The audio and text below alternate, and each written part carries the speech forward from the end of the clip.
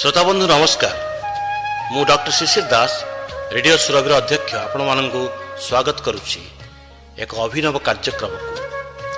विगत 5 वर्ष मध्य रेडियो सुरभि शिक्षा कृषि ठार आरंभ करी जीविका पर्यंत विभिन्न कार्यक्रम परिवेषण कर आसुची। आदि ठारू सही परी शिक्षा दीक्षा कार्यक्रम अंतर्गत एक नुआ शिक्षा दिगंत उन्मोचन हेउछि, जार ना चलतु जानिबा इतिहास बा लेट्स नो हिस्ट्री। यही कार्यक्रम द्वारा ओडिशार महाविद्यालय पढ़ुवा छात्र छात्री एवं विभिन्न प्रतियोगितामूलक परीक्षा देउथिबा प्रार्थी माने विशेष उपकृत हेबे। रेडियो सुरभिर यही अभिनव कार्यक्रम सारा भारतवर्ष रे प्रथम बोली अभिहित करा जाई पारे।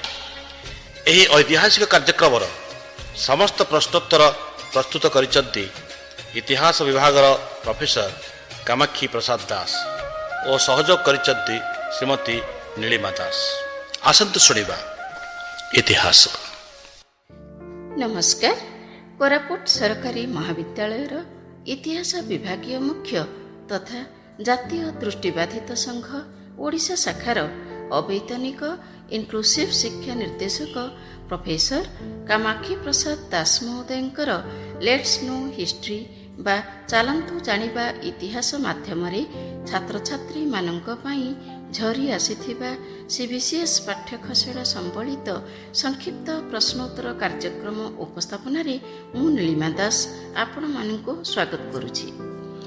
आज आमे सुनिबा मध्ययुगीय यूरोपर नवजागरण संपर्क रे। जागृति ही जीवनर मानदंड, सभ्यता को त्वरान्वित करिवार नंदीघोष।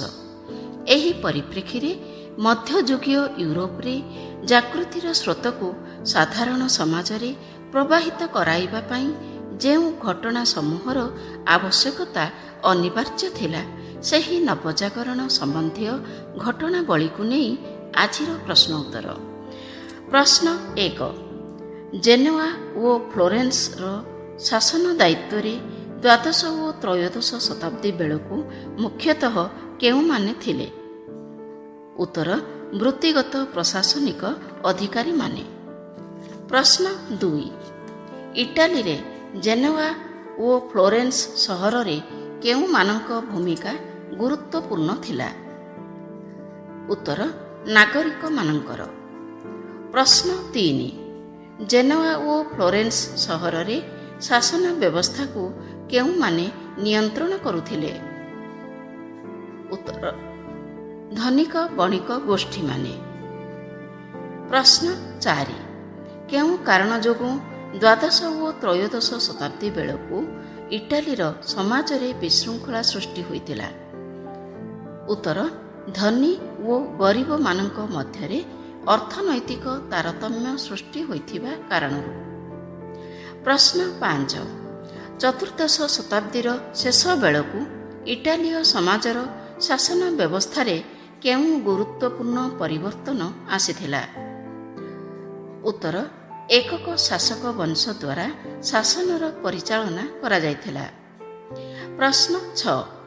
सिग्नोरिया कहिले कौन बुझ?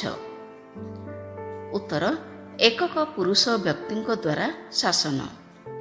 प्रश्न 7। सिग्नोरिया मानंकु केउ माने इटाली रे चयन करुथिले?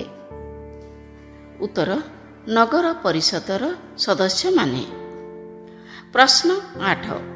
इटाली रे केउ मानंकु सिग्नोरिया पदवी रे नियुक्ति करा जाउथिला? उत्तर सहर अंचलर संभ्रांत व्यक्ति अथवा सामरिक विभागर मुख्य मानंकु। प्रश्न 9। इटालीर केउ सहर गुड़िकरे मुख्यतः साधारणतंत्र प्रतिष्ठा करा जायथिला? उत्तर जेउ सहर गुड़िक सिग्नोरिया मानक द्वारा शासित हेउ नथिला। प्रश्न 10। सिग्नोरिया माने क्रमे केउ पद्धति रे शासन करिबाकू लागिथिले? उत्तर नगरपालिका और सामंतवादी चिंताधारार मिलित पद्धति रे। प्रश्न 11। केउ कारण जोगु सिग्नोरिया माने ମଧ୍ୟଯୁଗୀୟ ୟୁରୋପରେ ଶକ୍ତିଶାଳୀ ହୋଇ ଉଠିଥିଲେ? ଉତ୍ତର ସାଧାରଣତନ୍ତ୍ର ସରକାରର ଦୁର୍ବଳତା କାରଣରୁ। ପ୍ରଶ୍ନ 12 କେଉଁ କେଉଁ କାରଣ ଯୋଗୁଁ ମଧ୍ୟଯୁଗୀୟ ୟୁରୋପର ନଗର ରାଜ୍ୟଗୁଡ଼ିକରେ ଜାଗୃତି ଆସିଥିଲା? ଉତ୍ତର କୂଟନୀତି, ଗୃହଯୁଦ୍ଧ, କରଭାର ବୃଦ୍ଧି, ଶାସନର ବିଫଳତା ପ୍ରଭୃତି କାରଣରୁ। ପ୍ରଶ୍ନ 13 କେଉଁ କାରଣ ଯୋଗୁଁ ମଧ୍ୟଯୁଗୀୟ ୟୁରୋପରେ ବାଣିଜ୍ୟ ବ୍ୟବସ୍ଥା କ୍ରମେ ଜଟିଳ ଆକାର ଧାରଣ କରିଥିଲା? ଉତ୍ତର ବାଣିଜ୍ୟ କ୍ଷେତ୍ରରେ ନଗରପାଳିକାର ହସ୍ତକ୍ଷେପ ଯୋଗୁଁ। ପ୍ରଶ୍ନ 14 ମଧ୍ୟଯୁଗୀୟ ୟୁରୋପରେ କାହିଁକି ବ୍ୟକ୍ତିଗତ ବ୍ୟବସାୟ କ୍ରମେ ଜାଗୃତିର କାରଣ ହୋଇଥିଲା? ଉତ୍ତର ବ୍ୟବସାୟ କ୍ଷେତ୍ରରେ ସରକାରୀ ହସ୍ତକ୍ଷେପ ଯୋଗୁଁ ବୁଦ୍ଧିମାନ ଗୋଷ୍ଠୀ ସଚେତନ ହୋଇଥିବା କାରଣରୁ। ପ୍ରଶ୍ନ 15 ନବଜାଗରଣ ପୂର୍ବରୁ ୟୁରୋପ ବ୍ୟବସାୟ କ୍ଷେତ୍ରରେ କେଉଁମାନେ ଲାଭବାନ ହେଉଥିଲେ? ଉତ୍ତର ପୁଞ୍ଜିପତିମାନେ। ପ୍ରଶ୍ନ 16 ମଧ୍ୟଯୁଗୀୟ ୟୁରୋପରେ କେଉଁମାନେ ବଣିକମାନଙ୍କର ଅଭିଲେଖ ରକ୍ଷକ ଭାବେ ଆବିର୍ଭାବ ହୋଇଥିଲେ? ଉତ୍ତର ଆଇନଜୀବୀ ଓ ଆଇନଗତ ଅଧିକାର ପ୍ରାପ୍ତ ବ୍ୟକ୍ତିମାନେ। ପ୍ରଶ୍ନ 17 ମଧ୍ୟଯୁଗୀୟ ୟୁରୋପରେ ଆଇନଗତ ଅଧିକାର ପ୍ରାପ୍ତ ବ୍ୟକ୍ତିମାନଙ୍କ ଶିକ୍ଷାଗତ ଯୋଗ୍ୟତା କ'ଣ ଥିଲା? ଉତ୍ତର ଆଇନ ଶାସ୍ତ୍ର ସମ୍ପର୍କରେ ସାଧାରଣ ଜ୍ଞାନ ଓ ଲାଟିନ ବ୍ୟାକରଣ ସମ୍ପର୍କରେ ଜ୍ଞାନ।